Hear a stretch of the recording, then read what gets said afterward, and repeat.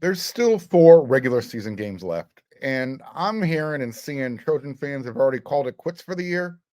Really? You are Locked On Trojans, your daily podcast on the USC Trojans, part of the Locked On Podcast Network, your team every day.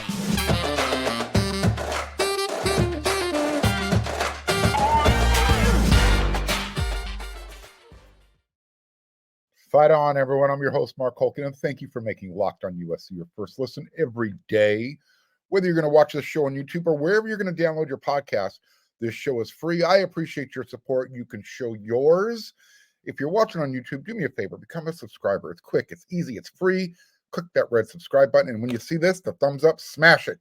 Everybody wants to smash something, and I don't want you to miss one episode. Click that bell notification button, and you are covered. This episode is brought to you by FanDuel Sportsbook, official sportsbook of Locked On. Make every moment more. Right now, new customers, you can bet $5 and get $200 in bonus bets guaranteed. Just visit FanDuel.com/Locked On to get started. No one hates losing more than me. I mean, it makes me mad. I get angry. You do not want to be around me when I lose. Just don't. But I also don't stop trying, and I don't give up, and I don't quit. I mean, it makes me mad, but I'm going to find a way to persevere, work through it. I may kick some rocks and a puppy if it crosses my path. I'm kidding. Never kicked a puppy. I have killed a snake before, though. Different fit of anger, but it's in me. I can do it. Had nothing to do with losing to USC losing a game. I want it out there. So here's what's left. Like I said, USC, there's still four games left in the regular season. And there's going to be a postseason. We just don't know where yet, right? So you're going to fight on, or you're going to say, see you later? Talk to you next year. USC plays at Cal this weekend. Then they come home, pick on the undefeated Washington Huskies. Then they're going to travel up to Eugene, play the Ducks. And then they're back home, finish up the season against that school out west. Call them the Sal, school out west, UCLA. Then there's the bye week. And perfect timing. USC's going to need it. They're going to limp on into the conference championship game. Everyone will appreciate that bye week at the time. So here's what we've got facing us right now. Keep you interested. Guess which team USC fans need to lose this weekend? Yeah, Utah. Guess who they're playing this weekend? Yeah, Oregon. It's in Salt Lake City. So yeah, this is one of those hold your nose, kind of swallow a turd type of situations. USC, they need and they want Oregon to win this game. Because if that happens, that means Utah will now have 2 conference losses. Oregon will have 1. And if the Ducks give Utah that second loss, if USC can take care of its business in Eugene, that would give Oregon their second conference loss. Okay, following along? This is why USC fans, you need to stay involved. And then before they can even worry about Oregon, you're going to beat Cal this weekend. And then you have that undefeated Washington Husky team coming in to the Coliseum. We'll call it in a week and a half, depending on when you're watching this episode of Locked On USC. So USC beats that undefeated Washington team, assuming Washington doesn't trip up against Stanford this weekend. But again, this is a big if for USC right now, considering the way they're playing. But again, if Utah and Oregon both have 2 losses each, USC is in the driver's seat because right now they currently only have that 1 loss. We know we're still feeling it. But I want to get back to the fans who are jumping off the bandwagon. If you do, don't get back on. I wanted an undefeated season just as much as anybody else. In fact, I was probably one of the few who was willing to put it out there and say, yeah, I think USC can do it this year. I was taking a lot of assumptions that the offense wasn't going to regress. The defense was going to be slightly better than 2022.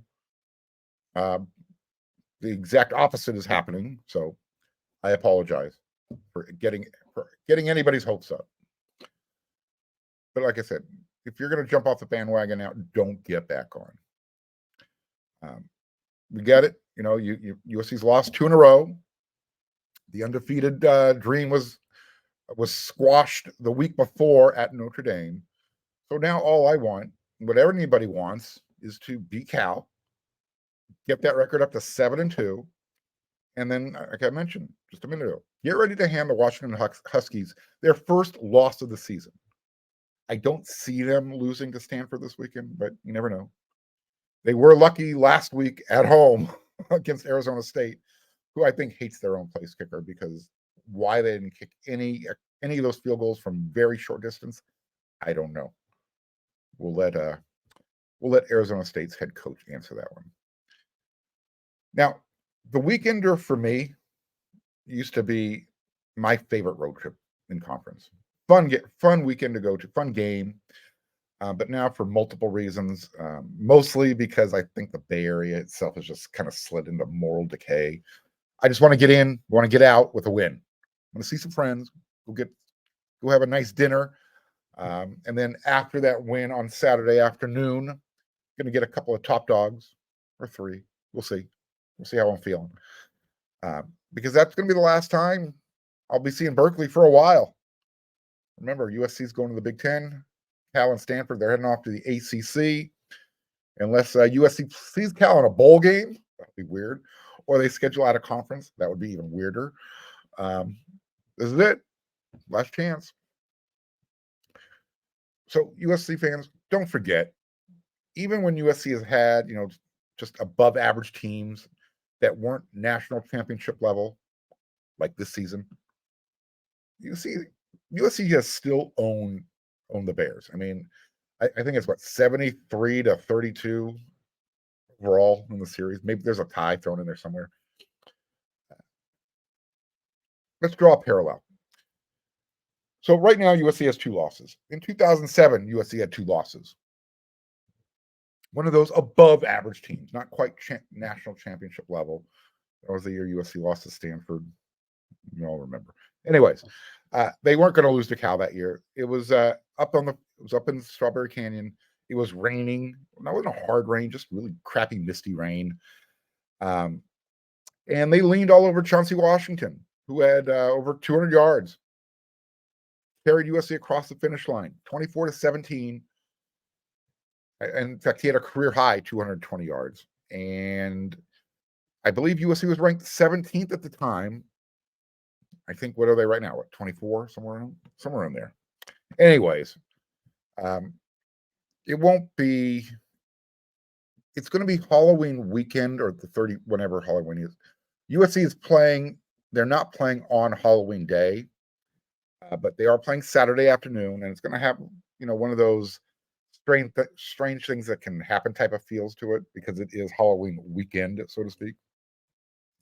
So I think USC needs to be prepared. Losing to the Bears, it would probably send whatever's left of the USC fan base literally off a cliff. If they are driving, they'll find one of the bridges and they'll find a way to drive off of it. And we don't want that to happen, right? Because if USC loses to Cal, that could mean they're in the fight just to get one more win this season. That, like I said, USC will be in some real dire straits if they can't win this game. You got Washington at home, Oregon on the road, then UCLA again at home. And if they were to lose their second conference game before those final 3, with no conference championship game to play for, that locker room culture is going to face its biggest challenge since Lincoln Riley took over. Now, I don't anticipate a huge Trojan contingent for this weekender. Again, just because everyone's got that sour taste in their mouth. And I don't think people really want to head up to the Bay Area right now. But for those of you who aren't going, who normally do, you better have your butts back in the Coliseum the following week when Washington shows up. Don't quit on this team. Don't spit in their face. You were rooting for them all year. Just because you feel like they let you down doesn't mean you get to say, see ya, be back in 2024. Doesn't work that way. You have to support your team, win or lose.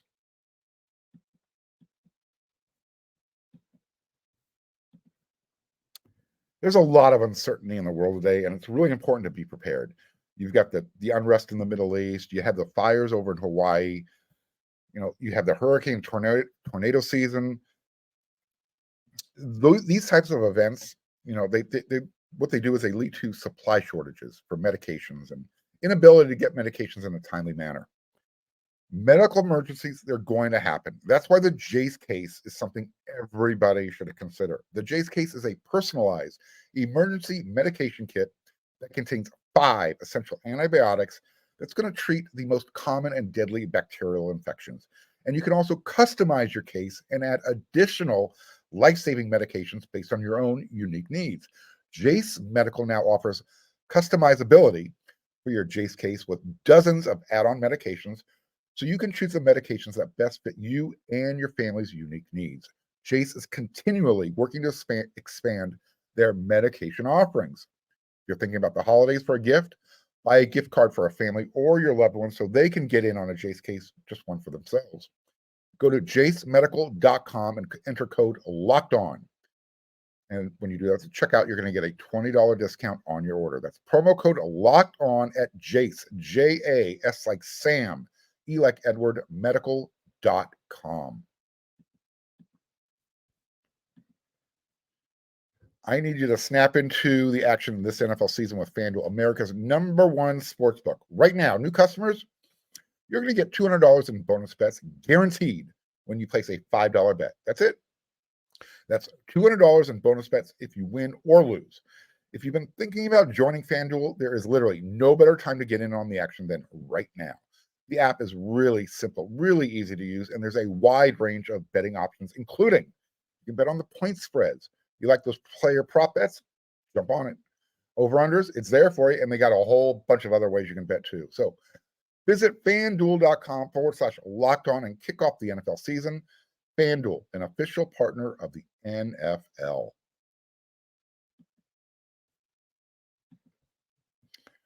The college football season is here, and this season, Locked On is kicking up our coverage. Each Friday, Locked On will go live from 11 a.m. till 12 p.m. Eastern on every Locked On College YouTube channel.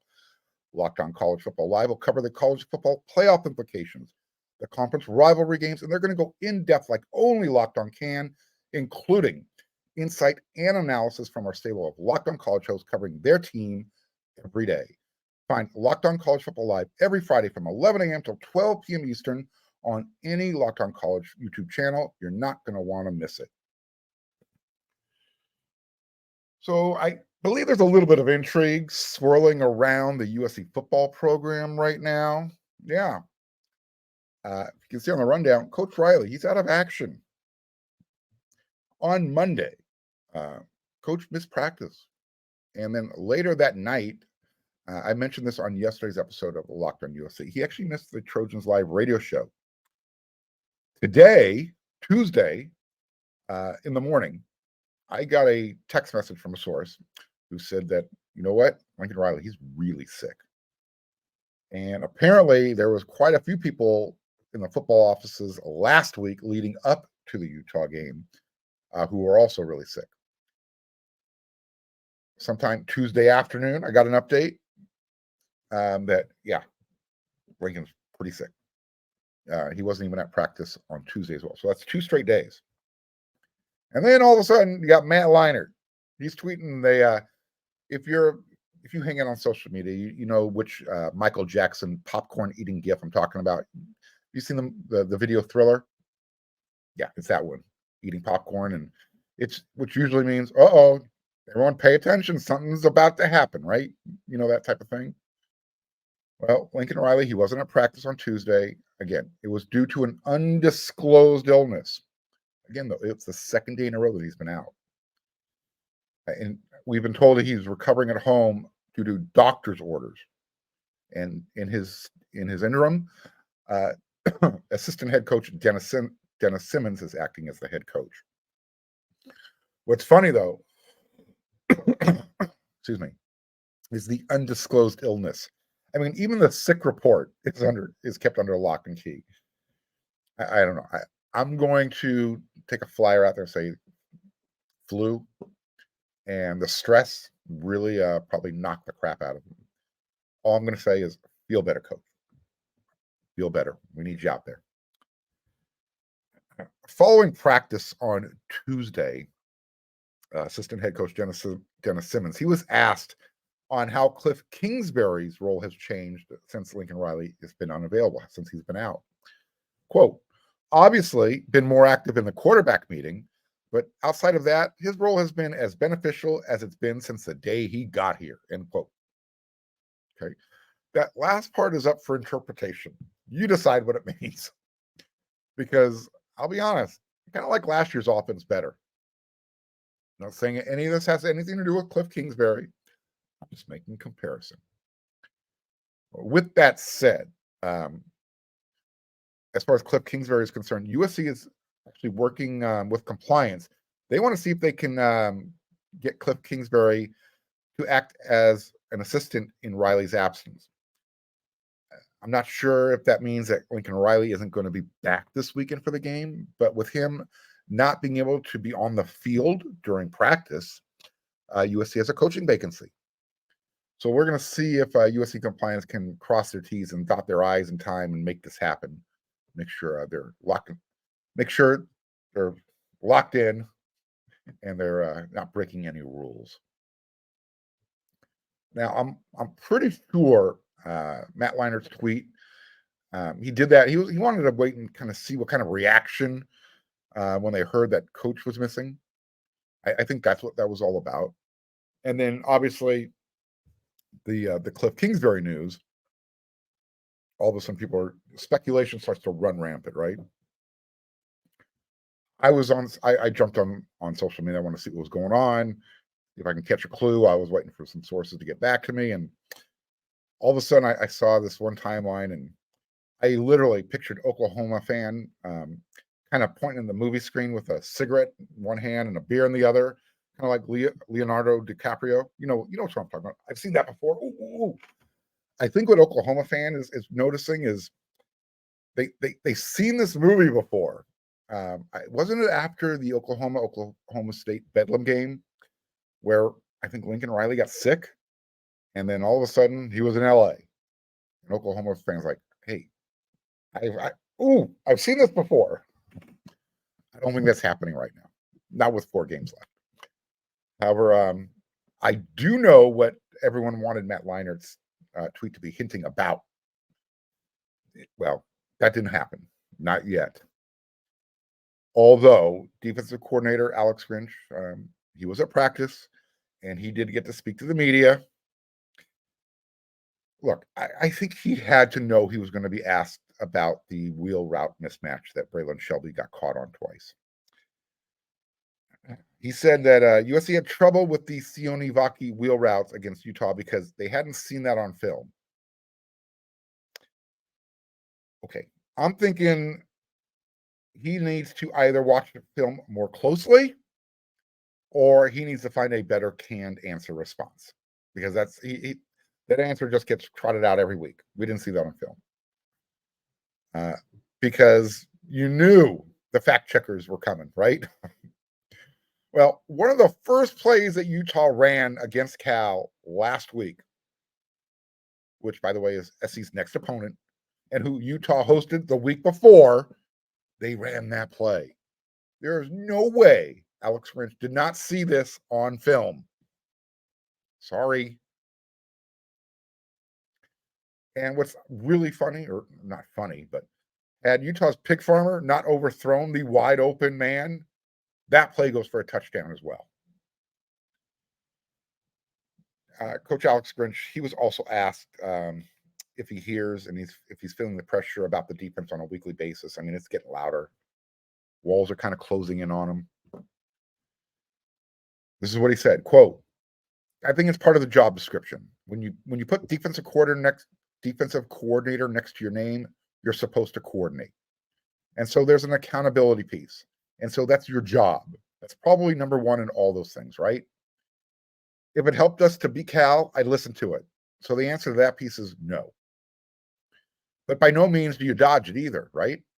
It's my responsibility to get better and help this program in a 2-year period of time, it's not where it needs to be. And we admit that. End quote. Look, say what you want about the defense. And his answer regarding the wheel route makes you literally just shake your head and raise an eyebrow. And oh, wow, did he really say that? But I'll tell you what, you do have to respect the guy for saying he failed. He's taking accountability. And on that note, I think that's probably the final chapter and closes the book with Alex Grinch and USC long term. It's almost, when you admit defeat, look, I said it wasn't a matter of if, it was a matter of when this was going to happen. And I'm sure this is probably part of the thing that's really has Lincoln Riley upset, that's causing it to stress out, that's affecting his illness, whatever it is. Firing a friend cannot be easy. So I'm not sure if Riley has told Alex Grinch yet. I'm sure they've probably had some discussions to, hey, start contacting people in your Rolodex, or maybe use LinkedIn Jobs. I'm kidding, sarcasm. Walter Clark, this is how I cope. Don't be mad. It's not personal. But I think Alex Grinch knows it too. What I am hoping is that his units go out on Saturday, his guys on defense, and play well for him. He's not going to be here next year, but don't quit on the guy. Get out there, get the job done.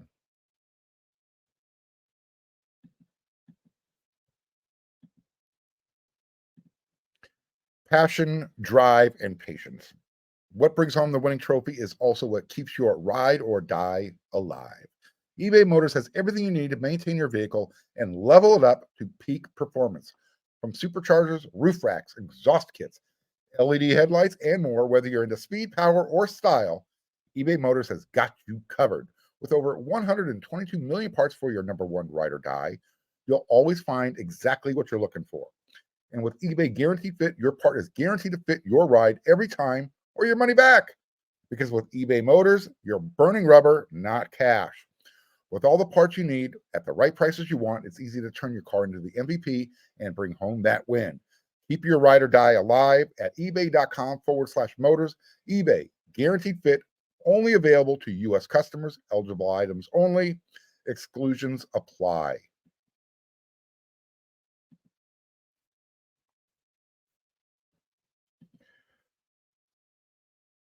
Clay Helton's final USC recruiting class back in 2021, it ended up ranked number 7 when all the final calculations were done.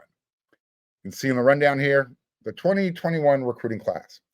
I'm going to give you a sampling of what your subscription gets you over on wearesc.com. Scott Schrader, who I work with over there, he decided to take a closer look at the 2021 recruiting class.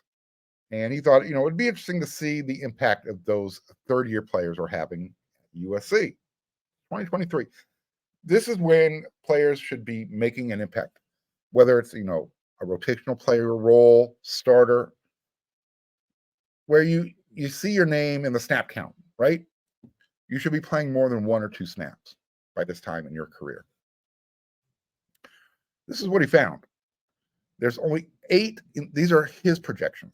Only 8 of those players are playing much at all and making any type of impact. A few of the 22 high school players that were signed are playing a significant role this season. In a few other cases, the impact is negligible. So he wanted to kind of compare apples to apples. And he gave Alabama's number 1 ranked 21 recruiting class. Alabama signed 27 players. USC signed 22. As far as Alabama, 8 have transferred. 19 remain on the team. USC has 13 still on the team of that 22-player class. Here's how Scott broke it down. Corey Foreman in 2023. He's redshirting.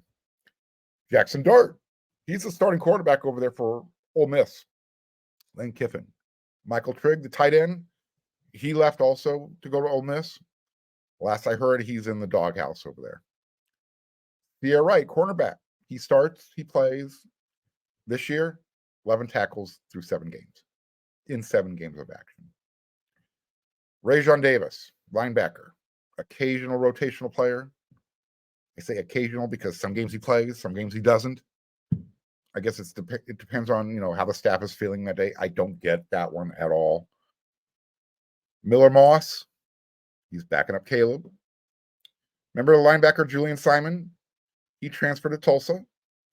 Wide receiver Kyron Hudson. He's a very quiet contributor, but he plays every game. This year, 9 catches, 112 yards, and a touchdown. Defensive back Prophet Brown. He's seen more action lately.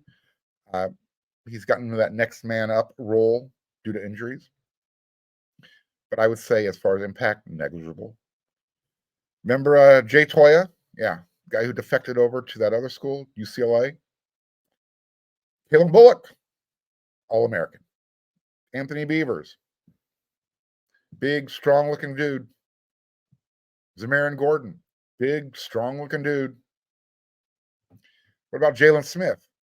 Starter, always near the top of the charts when it comes to tackles made in the game. But Jalen at times does struggle in coverage as well. Michael Jackson III, wide receiver. This season, 17 catches through 7 games and 7 games of action. Running back Brandon Campbell, playing over in Houston. Mason Murphy, offensive lineman, starter, part-time starter, rotational player. I think he'll be starting for the rest of the year. Tight end Lake McCree, starter, big-time contributor. Like to see even more contributing from him. Then you got Colin Mobley, defensive lineman transfer. Joseph Manjack, wide receiver transfer. You had offensive lineman Ty Buchanan, Maximus Gibbs, transfers. Here's who I put together as a regular contributor. I got 6 of them. And then I got 4 part-time contributors. Lake McCree, Mason Murphy, MJ3, Jalen Smith, Caleb Bullock, Kyron Hudson. Those are my main contributors. Everybody else, part-time or negligible. Is that a good return on a 2021 class on that investment? Is it, if the number is 8 or 10, does it matter? So Scott said 6, I got 8. Maybe bump it up to 10, depending on how you want to, clarify what role there are. What matters the most is the arc from that 2021 class to 2022. That's when Lincoln Riley took over, and he had really very little time to recruit when he showed up late November. Remember, early signing period December, and you got another one in February. What he did is he took advantage of that transfer portal. Excuse me. So what's also showing up or not showing up, guys in the trenches. I think that's where USC is feeling it the most. We know USC brought in a really nice offensive line recruiting class in 2023. We'll see how many of them are ready to play starting next year and maybe the year after. Offensive linemen, you want to give them a little bit more latitude, a little longer of a leash to get better prepared. I don't know if USC has that much time, especially going to the big conference. They need to get bigger and stronger much faster. And we know that's not happening on the defensive line right now. That's going to be another point of emphasis during this offseason. We're going to see, because I think we're going to have a new defensive coordinator. So there you go. Wanted to give you a little sampling of what you can get. So head on over to weareusc.com when you're done making Locked on USC your first listen every day, because that's where I'm hanging out. That's where I'm doing all my written content. That's where Eric McKinney's hanging out. That's where Chris Arledge is hanging out. That's where Scott Schrader's hanging out for your recruiting stuff. You got Greg Katz. You want you want anybody who knows about the history and tradition of USC. That dude knows it. And you can't forget Eric McKinney. So until our next episode of Locked on USC, which is tomorrow, 5 times a week, everyone, right? You know what to do.